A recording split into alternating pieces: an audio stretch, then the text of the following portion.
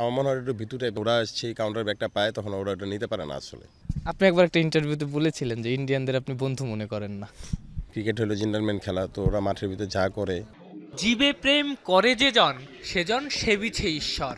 মাঠের বাইরে রাকিবুল হাসান এমনই, তবে মাঠের ভেতরে ঢুকলে বাঁহাতি এই স্পিনারই হয়ে ওঠেন আগ্রাসনের মূর্ত প্রতীক। আমি যখন মাঠে ঢুকি তখন অনেক বেশি ইনভলভ হয়ে যাই, কারণ এটা আমার ন্যাচারাল ছোটোবেলা থেকেই। সো মাঠের ভিতরে ঢুকলে মনে হয় আমি আমার সেটা দিব, আর আমার টিমের জেতার ক্ষেত্রে যতটুকু করা সম্ভব এফোর্ট দিয়ে চেষ্টা করি আর কি। স্লেজিং করতে পছন্দ করেন খুব বেশি? না, অত না, অত সেলিং করতে পছন্দ করি না, বাট আমার মাঠে একটু অ্যাগ্রেসিভ থাকতে, একটু চঞ্চল মাঠের ভিতরে তো একটু অ্যাক্টিভ থাকতে আমার খুব পছন্দ আর কি। ইন্ডিয়ার সঙ্গে খেলা হইলে একটু স্লেজিংটা বেশি হয় মনে হয়। ইন্ডিয়ানরা কি একটু বেশি স্লেজিং করে? ওদের সাথে খেলা হলে ওরা তো একটু চেষ্টা করেই স্লেজিং করার, পার্ট অফ গেম। সো ওখান থেকে ওরা একটু চেষ্টা করে, বাট আমরাও চেষ্টা করি ওদের পারফরমেন্স দিয়ে বা স্লেজিং বিপরীতে স্লেজিং করে ওদেরকে কীভাবে মাঠের ভিতরে এগিয়ে রাখা যায় আর কি। সেটা আপনার আন্ডার 19 লেভেলেও করেছেন, সবশেষ রাইজিং স্টার্স এশিয়া কাপেও করেছেন। ওদের কি ওই কাউন্টার অ্যাটাকটা নেওয়ার ক্ষমতাটা একটু কম কি মনে হয়?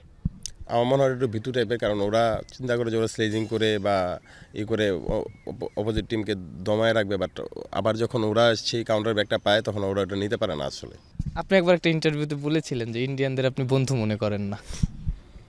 হয়তো বা বলেছিলাম, বাট আমার মনে হয় অ্যাকচুয়ালি ইন্ডিয়ার সাথে খেলা হইলে বা বলে আমি চেষ্টা করি আমার সেরাটা দেওয়ার, কারণ আমার মনে হয় ওরা বাংলাদেশিদের বা বাংলাদেশি প্লেয়ারদের বা অন্যান্য টিমদের ওরা অনেক মানে হিংসা, ওদের ভিতরে অনেক হিংসা জিনিসটা আছে। ওরা অনেক হিংসা নিয়ে আর কি চেষ্টা করে যে ওরা অনেক উপরে আমাদের থেকে। সো ওই জিনিসটা ওদের মধ্যে সবসময় থাকে।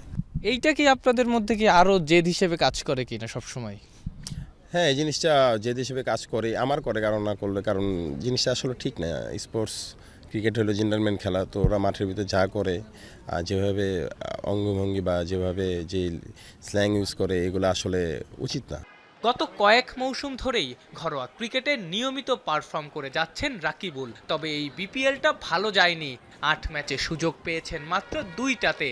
দলে সুযোগ পেলে ভালো করার প্রত্যয় রাকিবুলের কণ্ঠে। আফনান পিয়াল, যমুনা স্পোর্টস, ঢাকা।